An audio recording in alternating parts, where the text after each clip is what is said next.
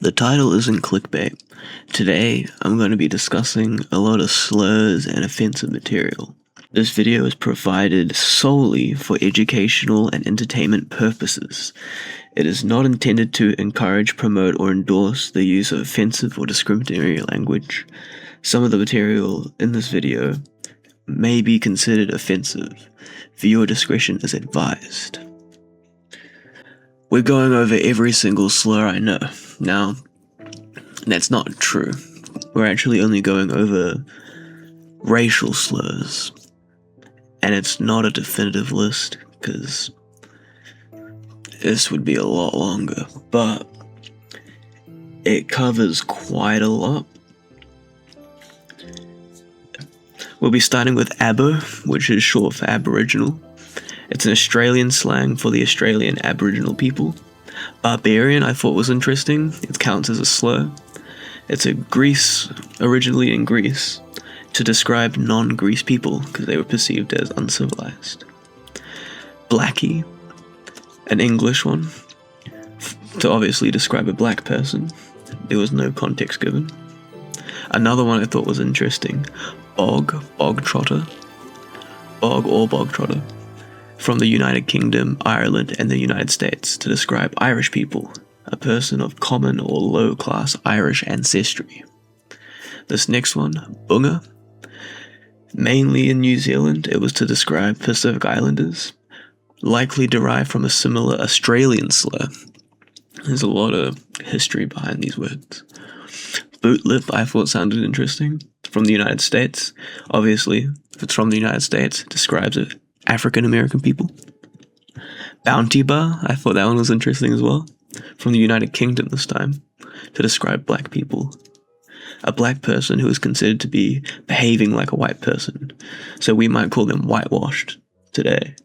Dark on the outside, white on the inside. Just like a bounty bar. Brownie, another one I thought was interesting. Because a lot of these words, despite being slurs, don't sound like very bad words. From the United States, New Zealand, and Australia, to describe brown-skinned people and Asians. Used in the 1850s to 1960s, in Australia it was used for Aboriginal Australians, while some Japanese. In New Zealand, it's used to describe a native Maori. This next one, cabbage eater. It doesn't have an origin, but it was used to describe German and Russian people. Camel jockey, to describe Middle Eastern people. Chinaman, used in the United States and Canada to describe Chinese people, obviously. Ching chong, again, used in China, United States, Canada, United Kingdom, Ireland, Australia, New Zealand, and the Philippines. Now that's a lot to describe Chinese people again. You'll notice a pattern with the letters, like certain sounds phonetically are used to describe certain groups of people. We've got the next one, chink, used in China, United States, Canada, United Kingdom, Ireland, New Zealand, Australia, and the Philippines, to describe an East and Southeast Asians, specifically. Coconut, another one I thought was interesting. It had a lot of different people, from Hispanics, Southeast Asians, to Islanders, mainly used by the United States, United Kingdom, New Zealand, and Australia.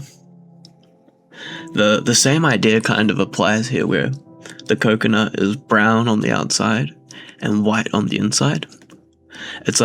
They use a lot of color-based, metaphors when creating slurs. Our next one is coon or coonie. Now this has a couple different origins. There's United States and the Commonwealth to describe black people. Australia, they used it to describe the Australian Aboriginals. And in New Zealand, they used it to describe the Pacific Islanders. Okay, this next one is a classic. Cotton picker.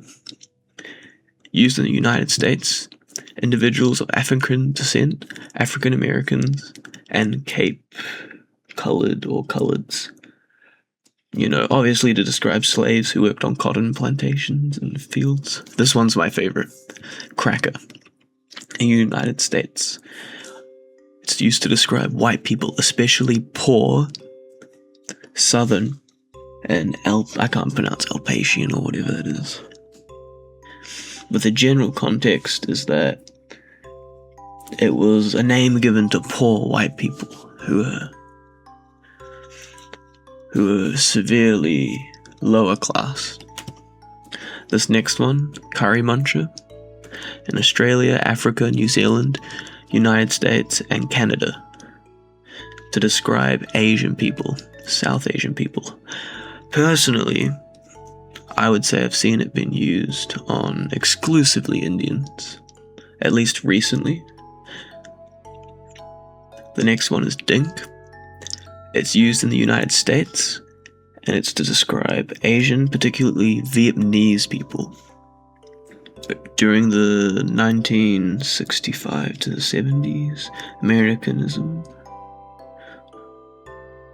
North Vietnamese soldiers or guerrilla in Vietnam. I think it's mainly a Vietnam War thing, by the looks of that. Next one is also an interesting one. Dot head, or just simply dot. Originally in the United States, to describe Hindu women. This is in reference to the bindi. I'm pretty sure, I haven't researched this heavily, but you can only get the bindi if you're married and Hindu. And the men don't get the bindi. This next one I thought sounded interesting as well. 8 ball, spelled the number, but also written out, to describe black people, referring to the black ball and pool. That one was interesting. This next one, fob, or fresh off the boat, used to describe Asian American or immigrants in general. The idea that, they're so different, they came straight off the boat. I feel like that was quite obvious. This next one, Filipino or Filipina. It's an Italian slur to describe Filipino people. I thought that was quite ironic, because that's quite literally what they are called. It is used as a synonym for domestic worker, stereotyping Filipinos as cleaners. So they really got that one. Like, their whole race has been stereotyped and turned into a slur that means domestic worker. I thought that was interesting. This next one is flip, to describe Filipino people again, but this time it's in the United States instead of Italy. Continuing with F, we got Fritz. This is a United Kingdom, France, Hungary, Poland, Russia, and Latvian. I'm gonna just keep that in even though it's wrong. It was used to describe German people from the name Frederick. Probably pronounced slightly differently in German. This next one I thought was funny as well.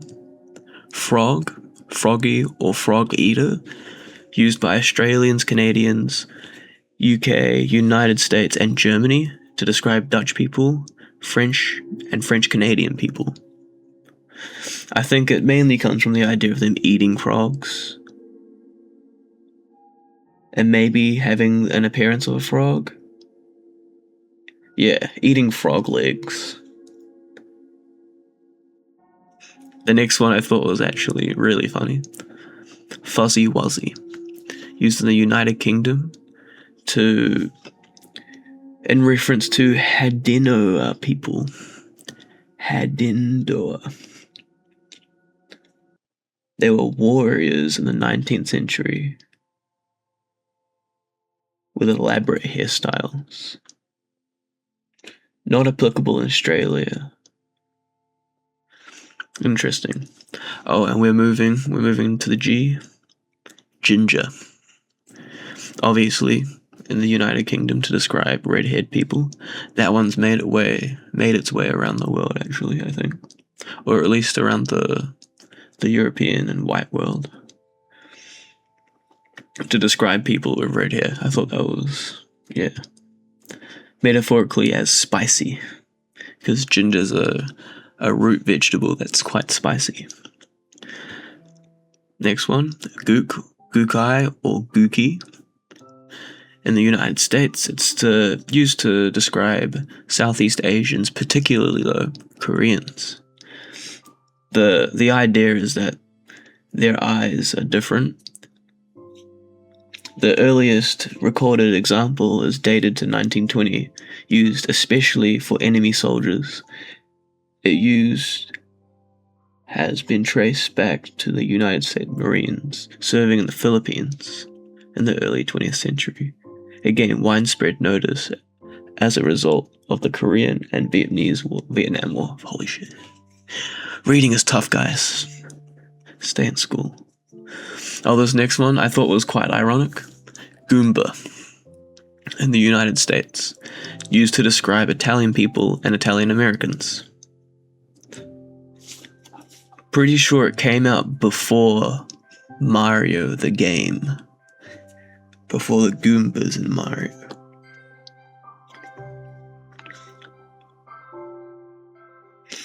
Next one we got is greaseball or greaser. From the United States, it's used to describe people who are Italian, Hispanic, and they're lower class. But they're also quite a popular group. This next one, gringo. Now there are a couple different variations. First one being Spanish speakers, mostly Latin American, to describe English speakers. Then the next one is from Brazil. Brazilian people generally calling foreigners gringo. And then southern Brazil, specifically southern, use it to describe Italian descendants. So it's interesting to see that like the same word is used differently even within the same country. I thought this one was funny. Guido or Guidette. If you remember the Cars movie, Guido shares the same name. Used in the United States to describe Italian Americans, derived from the Italian name Guido. Next one is gypsy, gypsy. Used in the United Kingdom and Australia to describe Egyptian and Romanian people. Half-breed, used worldwide. They didn't even bother listing worldwide to describe multi-ethnic people.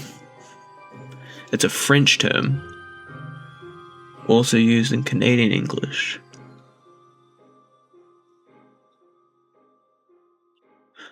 And then in the same vein, half-caste. In England and Australia, mixed races again, usually between Australian Aboriginal and white people in Australia. Originally used as a legal and social term. Hillbilly in the United States to describe I can't pronounce that, or Ozark Americans. This next one, honky, all written differently. There's a couple different variations here. The original, who am I to say original, but first we've got the United States version, used to describe white people. Derived from the African American pronunciation of hunky. Then we've got the New Zealand version, to describe European New Zealanders, used by Maori to refer to New Zealanders of European descent. This next one, Hori, used exclusively in New Zealand to describe the Maori, formerly common Maorified version of the English name George. I would say it's not used in that way anymore. Hunky or hunk in the United States, used to describe Central European laborers. This next one, Jap, used in the United States. There's two different ways it's been used. First, to describe the Japanese, mostly found in the World War II or post-World War II era, but also to describe Jewish women. The acronym for Jewish American Princess. A stereotype of Jewish American woman as materialistic or pampered. Got another one, Jeet, used worldwide to describe South Asians, especially Indians, particularly Hindus and Sikhs. Oh, I can't pronounce that, I feel bad. Continue. An invented term for Indian people, particularly adherents of Hinduism and Sikhism, allegedly originating from 4chan. Okay, now this is where we're gonna get into some serious stuff. Jigaboo, used in the United States to describe black people with black features like dark skin, wide nose, and big lips. From Bantu, verb tishikabu, meaning they bow the head docilely, indicating meek or servile individuals. Servile. Basically like slaves. It always comes back to slaves. We've got jock, jockey, jock and jockey from the United Kingdom to describe Scottish people. Now I was noticing quite a lot of Scottish slang, but it felt repetitive to me. Another big one, Kaffir from South Africa. Black or Cape-colored people. From the Arabic kafir, meaning disbeliever. I believe this one had a lot of origin with religion, like the idea of not being with God. Okay, we've got another funny one. Another food, kebab. Doesn't say where it was originally used, but it's used to describe Muslims and Arabian, Turkic, or Iranian descent. Its origin is a Serbian music video recorded in 1993 during the Yugoslav Wars. But it spread around 2006 to 2008. Kimchi, another food to describe Korean people. Naka, describe Irish travelers, used in Ireland, by the way. Land thief, I thought this was funny because it had to be distinctly about the land. This one's from South Africa. To describe white South Africans. The term implies that white people stole the land from the black people during the apartheid era and are therefore responsible for the current economic and social inequalities in the country. I didn't read that part when I put it on the list. I thought it was talking about people who exclusively steal on the land, like someone who would be the opposite of a pirate. Now reading that out, it makes a lot of sense, because apartheid was a big thing in South Africa, and might still be. Next one is monkey, quite simple, from Europe, usually to describe African, Melanesian, or indigenous Australian descent. A universal slur, meaning it has the same meaning in different languages. Quite interesting. Another interesting one is moon cricket from the United States to describe black people.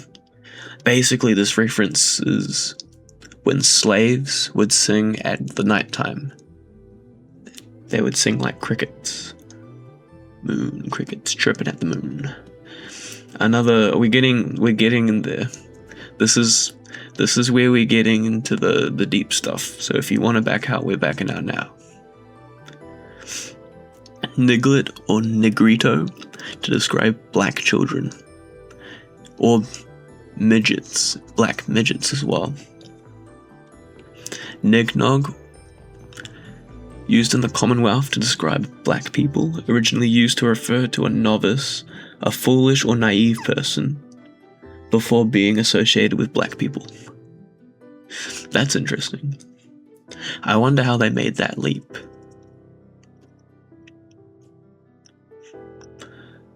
And this is the one you've all probably been waiting for.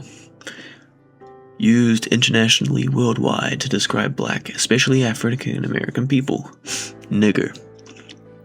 There's a lot of different spellings and a lot of different pronunciations. There's also negress and neget. Negro, nigger, nigger.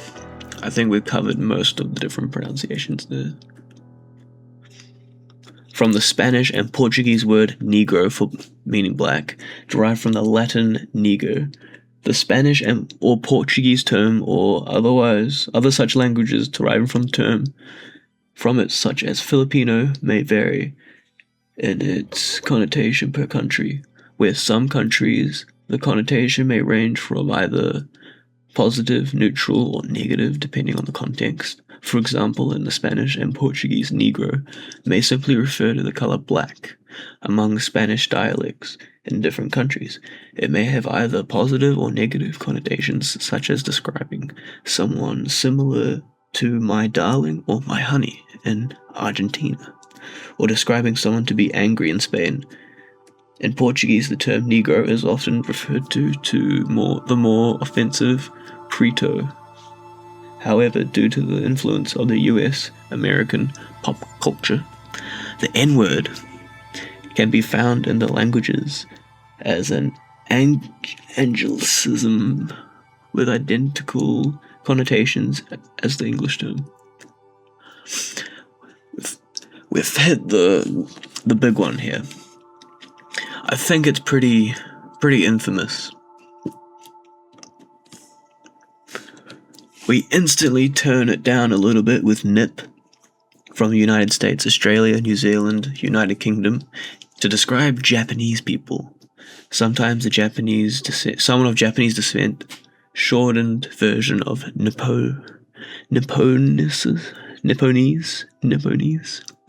from Japanese. The name Japan, Nippon. Sounds like it's some sort of mishearing, because Japanese and Nipponese or Japan and Nippon sound quite similar. The next one I thought was quite funny. Oreo in the United States again to describe black people again. Used in the as early as 1960s, referring to a black person who is perceived as acting white. Therefore, black on the outside and white on the inside, just like an Oreo cookie. Now we're going to go into a couple Irish ones by the looks of it. Paddy, used in the United Kingdom to describe Irish people.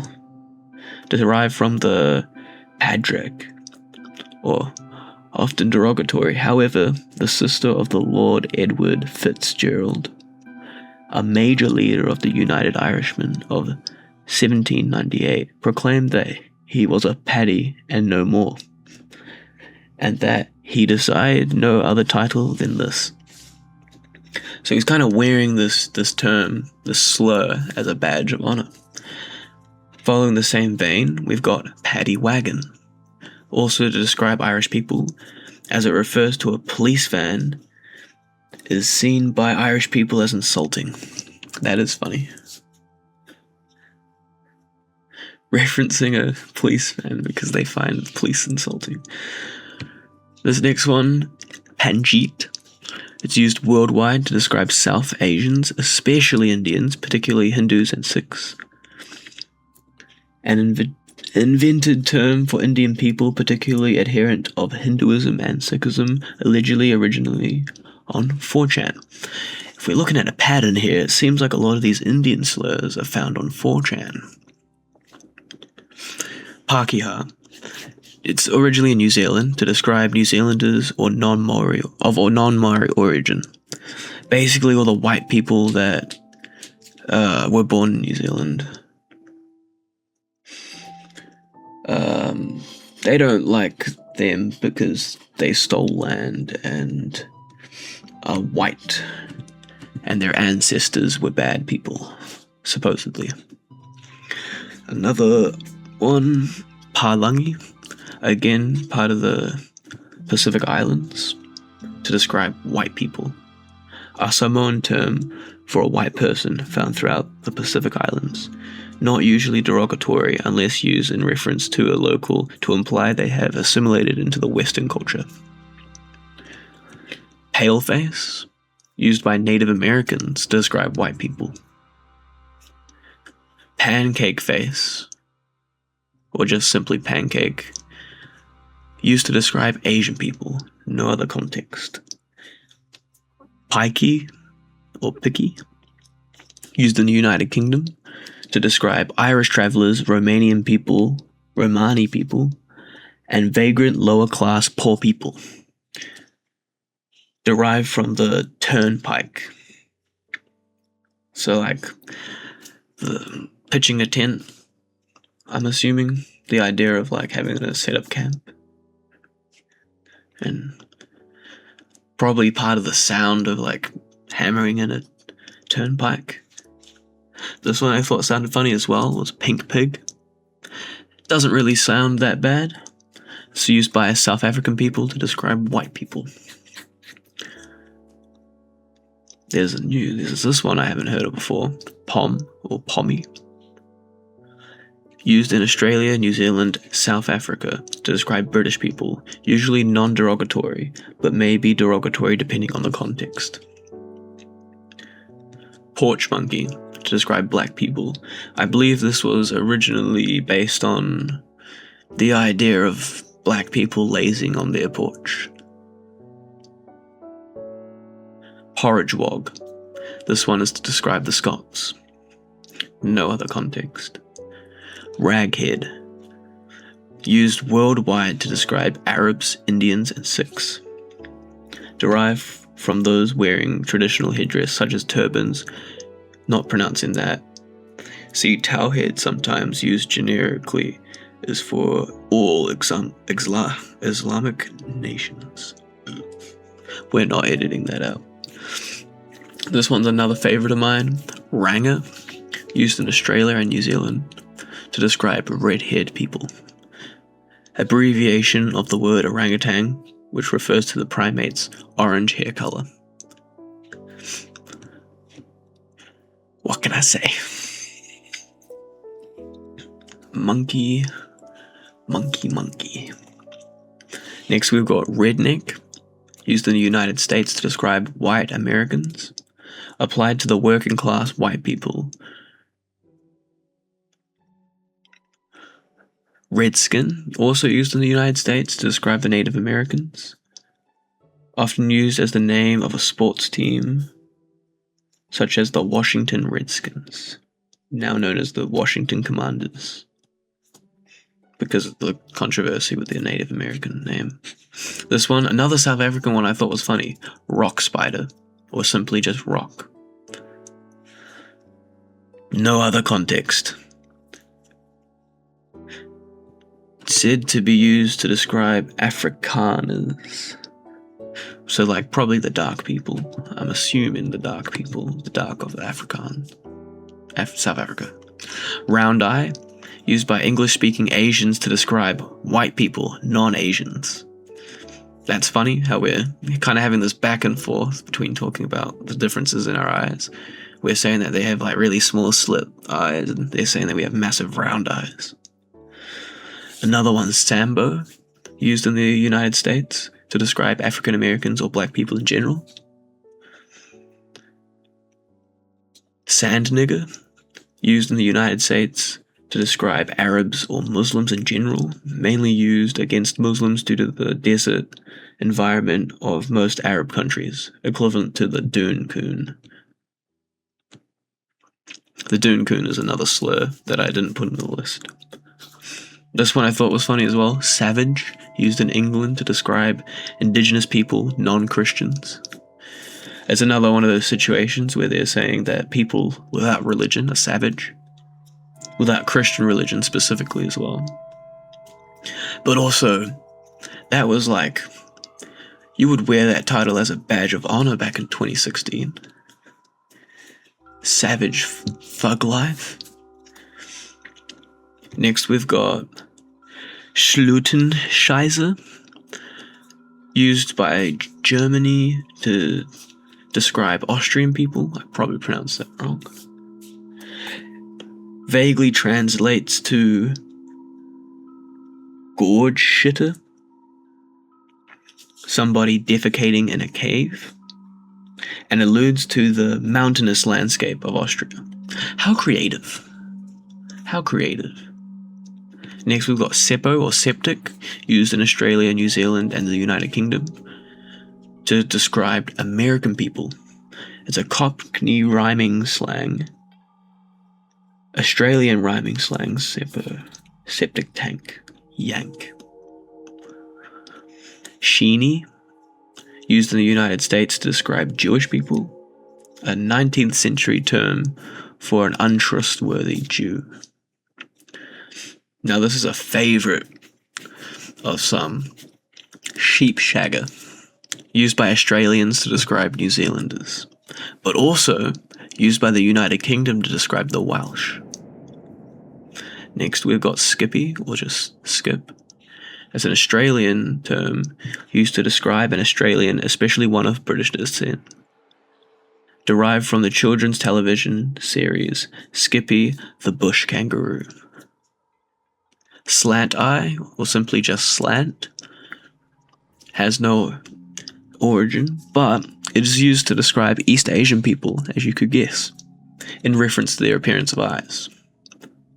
Another one, slope or slopehead, or slopey, or sloper, used in Australia, United Kingdom, and United States, used to describe Asian people, specifically Vietnamese in Australia, especially Chinese in America. Also, slant eye. Like the same thing as slant. This one's kind of garnered a new context. Snowflake. Used in the United States. Used in the 19th century to describe black people. Intended to insult both blacks and Irish. Wait, that's different. It's used to describe white people, mostly in the 19th and 20th century. Smoked Irish, on the other hand, is used to describe black people, is also in the United States. The idea of insulting both the Irish and the blacks. Saying that there's a heritage, there's a black Irish, which is part of the insult.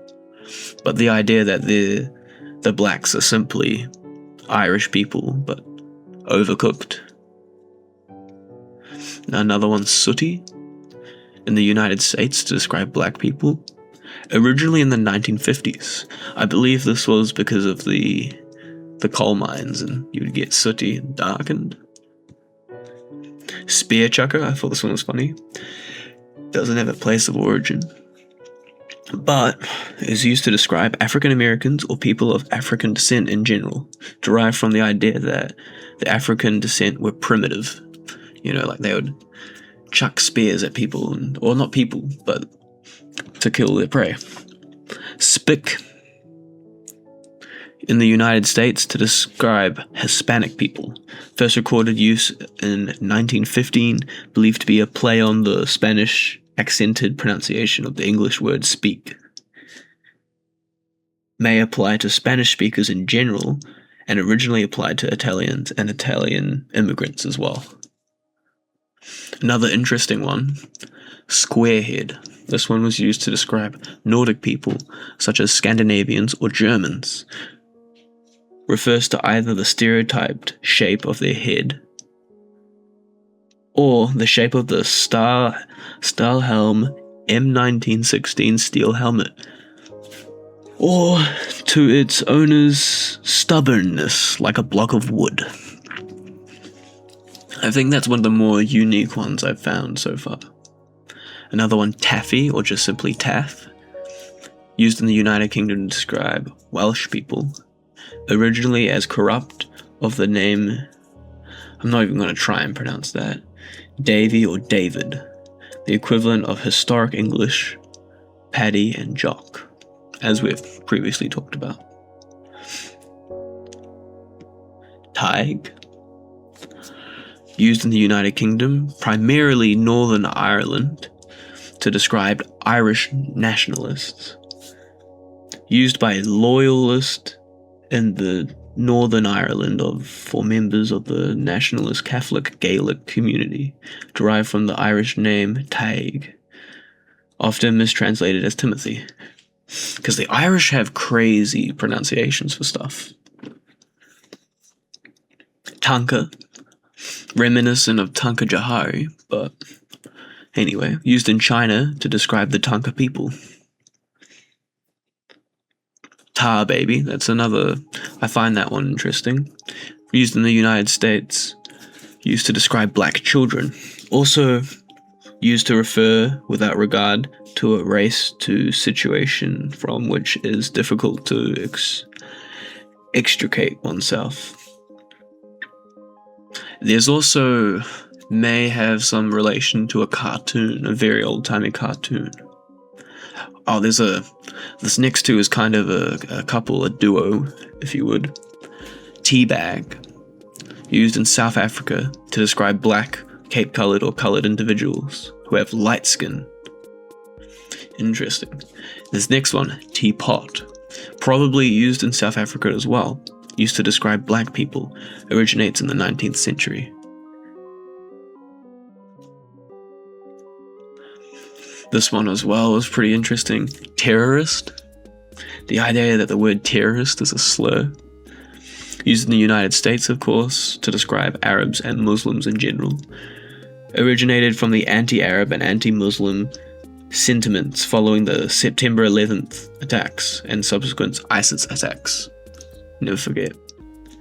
Thick lips. Used in the United Kingdom to describe black people. Tinker or tinkard. Britain and Ireland used to describe lower class people. An inconsequential person, typically lower class. Note that in Britain, the term Irish tinker may be used, giving it the same meaning as well as directly below. The below being used in Scotland and Ireland to describe Romani people, originally known, possibly relating to one of the traditional occupations of Romanis, as travelling tinkers to repair the common household objects. The Scotland used it to describe the native Scottish people, a member of the native Scottish community, previously inert, but mainly now settled, who were perpetuated for their production of domestic implements from the basic materials and for repair of the same items, being also known in the past traveling tinksmiths. Basically, a bunch of people were wandering around and fixing small shit, and they decided, oh, you guys are tinkerers. You're tinker. Oi, tinker, get over here and fix my thing. Seems like that one wasn't derogatory. This next one, toad, used in the United States for black people, prison slang. That's the only note they have there, prison slang. This next one was also another interesting one. Touch of the tar bush, used in the Commonwealth to describe white people with suspected non-white ancestry. Suspected African or Asian distant ancestry. That's interesting. Another towelhead. Towelhead to describe turban wearers. Similar to that other one. That describes... Anyway. Must continue. We've got Turk. Used in South Wales to describe the Lilanil, I can't pronounce that. I'm too white. The original term is uncertain. Theory suggests due to the LLANELLIS, or apostrophe S, popularity with Turkish sailors. Turk, probably to describe Turks. During the World War I, there was a trade in the place of Gallipoli, but the Al people, the Turks, continued to trade tin with the Turkish. This led to some neighbouring Swansea and other surrounding areas referring to them as Turks.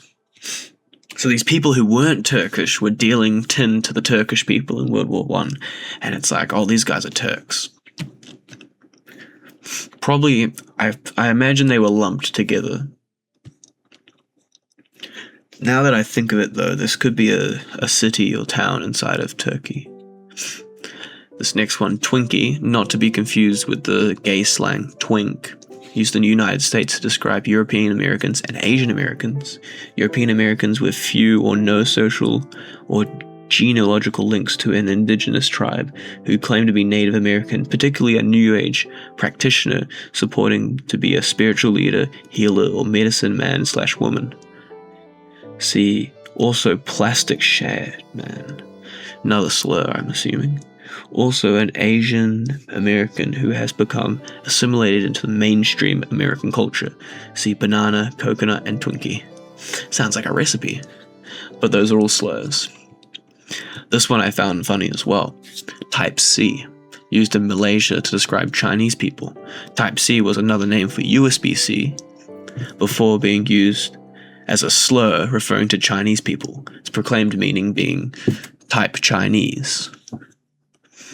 Uncle Tom, used in the United States to describe black people who don't like black people. A derogatory slur against coloreds who were perceived as collaborating with the apartheid regime of the subsequent white people in South Africa used. The use of the term Uncle Tom by black people against colored, or vice versa, is considered racist and discriminatory, according to the Promotion of Equality and Prevention of Unfair Discrimination Act. Uppity. No background to describe black people. Refers to black people who are perceived as insolent. Another interesting one, wagon burner, to describe Native American people, in reference to when a Native American tribe would attack wagon trains during the wars in the Eastern American frontier. Wetback, used in the United States to describe undocumented immigrants, mostly of Hispanic descent.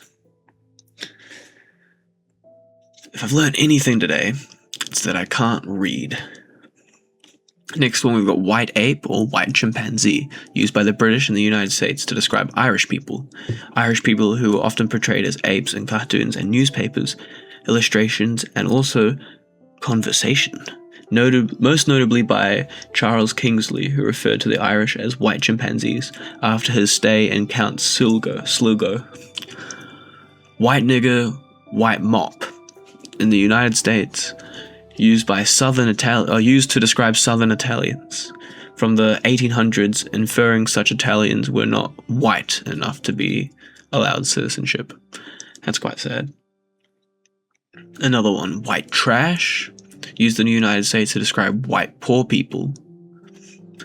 Common usage from the 1830s by black house slaves against their white servants. Basically saying like, you treat me so bad and you're so poor.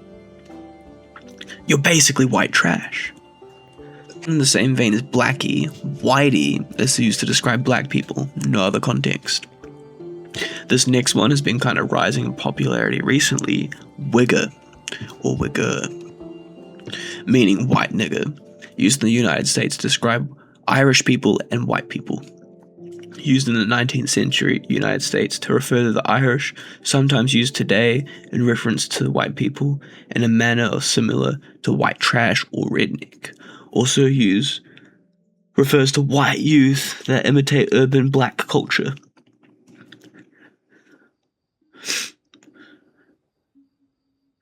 This next one has a couple different origins. Wog, used in the Commonwealth, used to describe dark-skinned foreigners.